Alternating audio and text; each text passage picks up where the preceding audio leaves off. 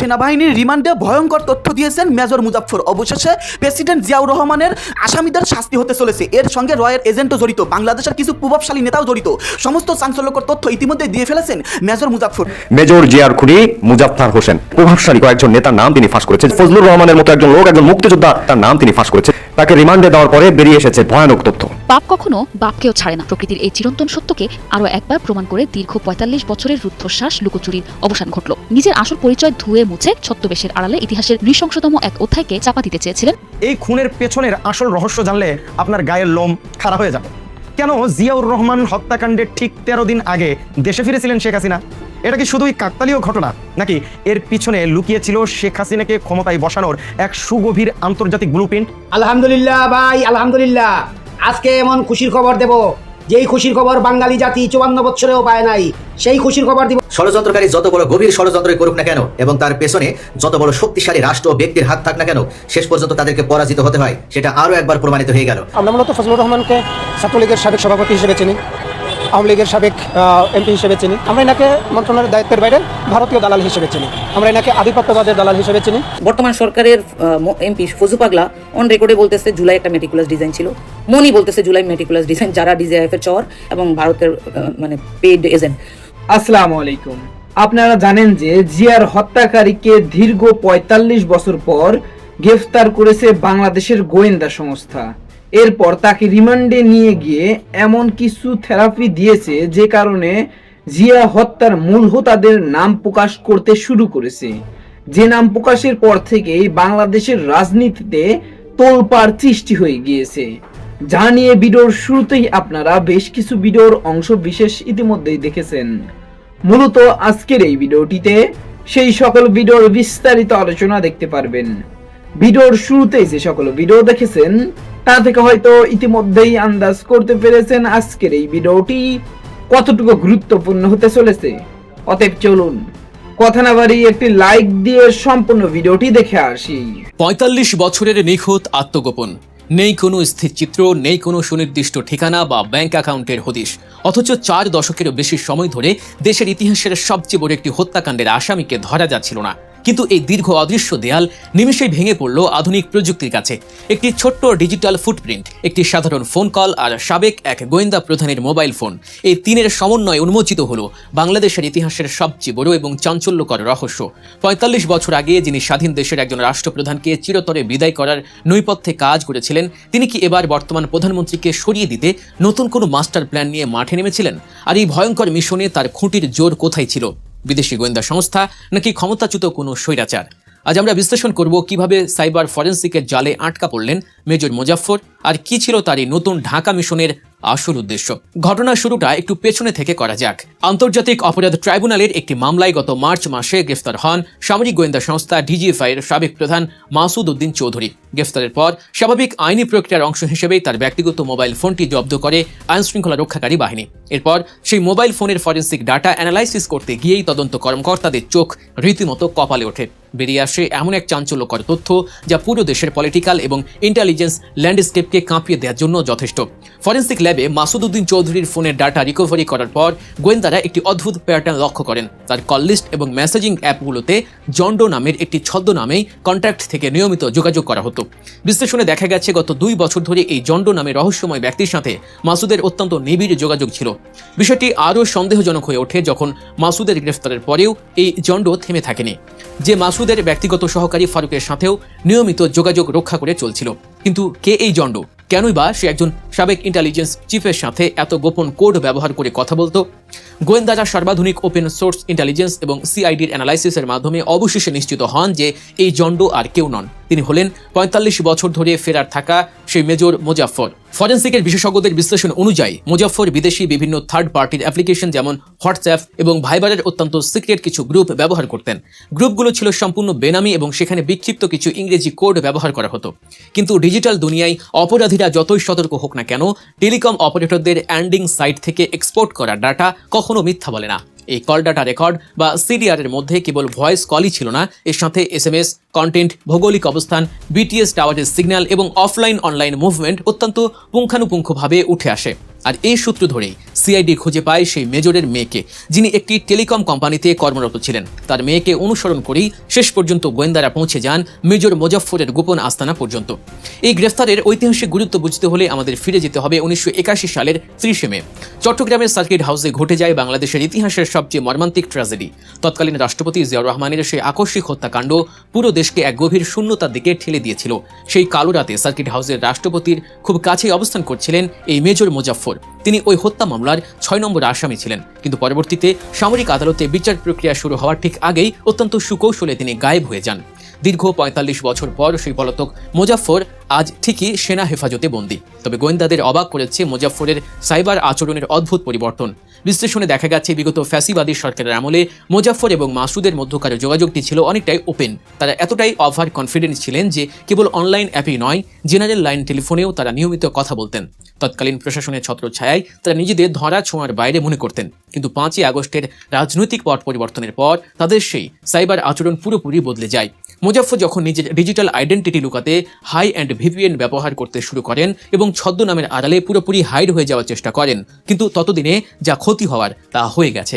আগের সেই 2 বছরের ওপেন সিরিয়ার ডাটাই মূলত গোয়েন্দাদের হাতে তার আসল লোকেশন তুলে দেয়। এখন সবচেয়ে বড় প্রশ্ন হলো, বাবার পর এবার কি বর্তমান প্রধানমন্ত্রী তারেক রহমানকে এই দুনিয়া থেকে শেষ করতে দেশে এসেছিলেন খুনি মোজাফফর?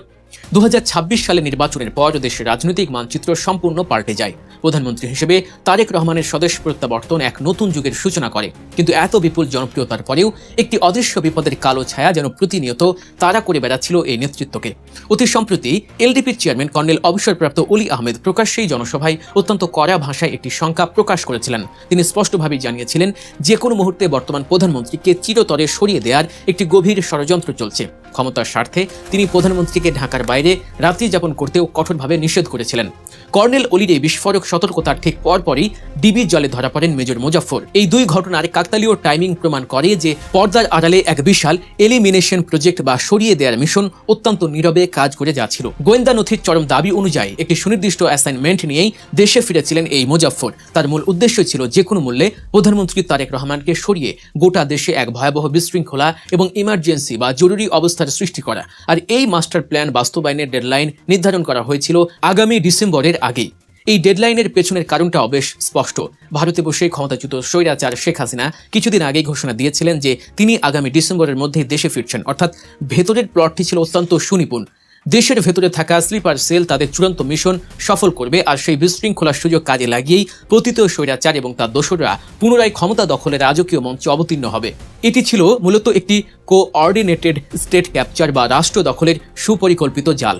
এই ষড়যন্ত্রের ডালপালা দেশের সীমানা ছড়িয়ে আন্তর্জাতিক গোয়েন্দা সংস্থা পর্যন্ত বিস্তৃত বলে ধারণা করা হচ্ছে।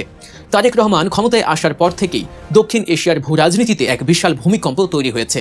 চীনের সাথে একের পর এক মেগা ইকোনমিক চুক্তির স্বাক্ষর, বিগত সরকারের আমলে করা ভারতের ইকোনমিক জোন চুক্তি বাতিল ঘোষণা এবং পাকিস্তানের সাথে কূটনৈতিক ও বাণিজ্যিক সম্পর্কের এক অভাবনীয় উন্নয়ন, এই সবকিছুই একটি বিশেষ মহলের রাতের ঘুম হারাম করে দিয়েছে। ঢাকার মাটিতে এখন কাউন্টার এসপিওনাজ বা পাল্টা গুপ্তচর বৃত্তির এক চরম স্নায়ুযুদ্ধ চলছে।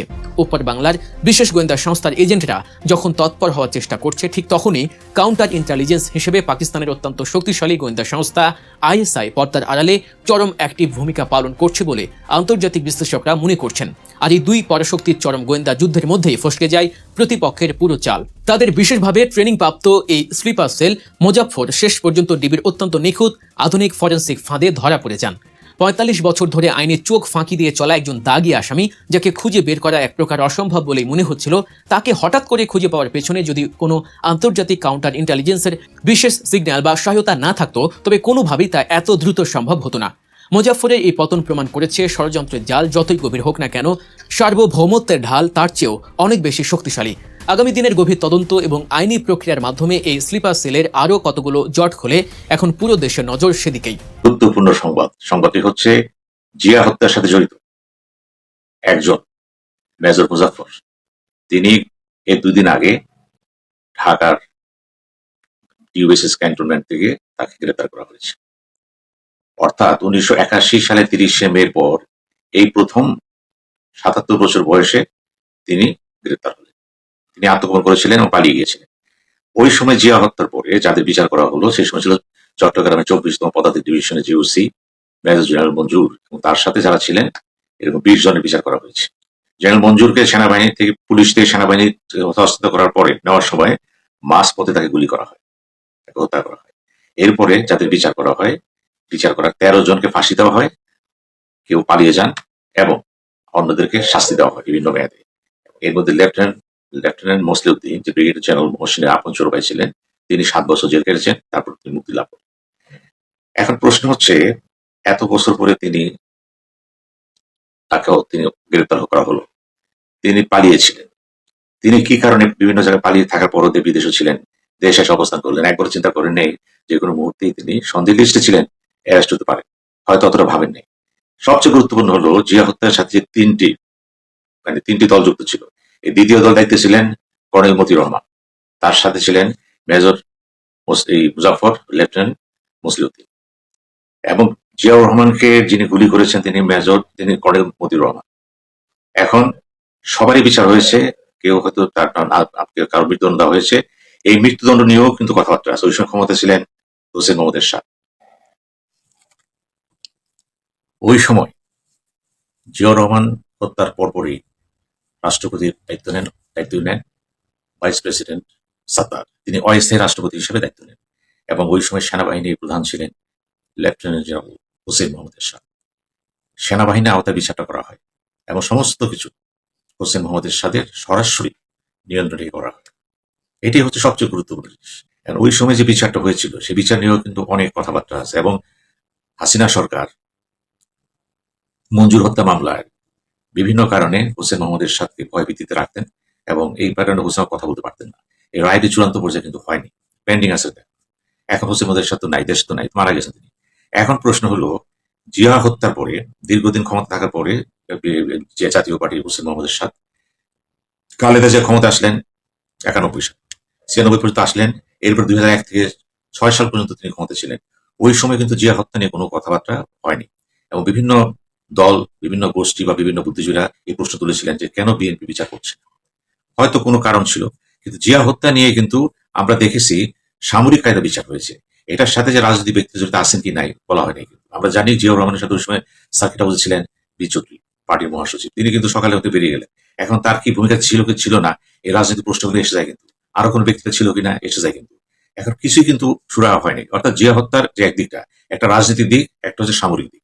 আমরা সামরিক দিকগুলি নিয়ে আলোচনা করেছি এবং সেই বিচারটা হয়েছে। কিন্তু এখন মেজর মুজাফফরকে গ্রেপ্তার করা হয়েছে, হয়তো তার মুখ দিয়ে কিছু কথা বেরিয়ে আসতে পারে।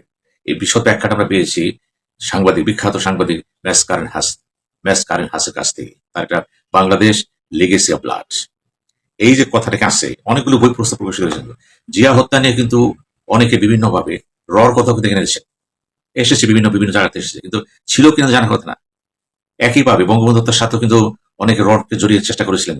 অর্থাৎ রর সাথে বাংলাদেশের সরকার উত্থান পতনের সাথে সম্পর্ক এসে যায়। হোসেন মোহাম্মদ এরশাদ নিজেই কিন্তু 4 ডিসেম্বর 1991 সালে উনিও কিন্তু 90 সালে বলে গেলেন যে তার পতনের জন্য বেশি ব্যস্ত হচ্ছে পার্শ্ববর্তী দেশ, অর্থাৎ ভারতের কথা বলেছেন।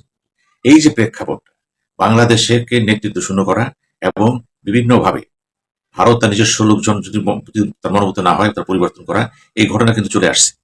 এই জিনিসগুলোর সাথে কিন্তু লক্ষ্য করার বিষয়। এখন জিয়া হত্যা এবং এই মুজাফফর এমন একটা সময় তাকে গ্রেপ্তার করা হলো যখন ক্ষমতায় আছেন জিয়াউর রহমানের সন্তান তারেক রহমান। এখন দেখার ব্যাপার তারেক রহমান বিষয়টিকে কতটুকু গভীরে যান, কতদূর যেতে পারবে। তিনি কি জিয়া হত্যার রাজনৈতিক পটভূমি কারাগারে জড়িত ছিল উদ্ঘাটনের জন্য উদ্যোগ নেবেন, নাকি শুধু মুজাফফরের বিচার করে ছেড়ে দেবেন? একটা বিরাট প্রশ্ন। কিন্তু আমরা দেখব এখন কিভাবে জিনিসটা শুরু হয়। আমি আশা করছি সম্পূর্ণ ভিডিওটি দেখেছেন, এবং এই ভিডিওর সাপেক্ষে আপনার কি মতামত সেটা অবশ্যই কমেন্ট বক্সে জানিয়ে যাবেন। ভিডিওটি ভালো লেগে থাকলে শেয়ার করতে ভুলবেন না। আমাদের এই চ্যানেলে নতুন হয়ে থাকলে চ্যানেলটি সাবস্ক্রাইব করে চ্যানেলের পাশে থাকবেন, আর যারা ইতিমধ্যে চ্যানেলটি সাবস্ক্রাইব করেছেন তাদেরকে অসংখ্য ধন্যবাদ। দেখা হবে নতুন কোনো ভিডিও নিয়ে, ততক্ষণ সবাই সুস্থ থাকবেন। আল্লাহ হাফেজ।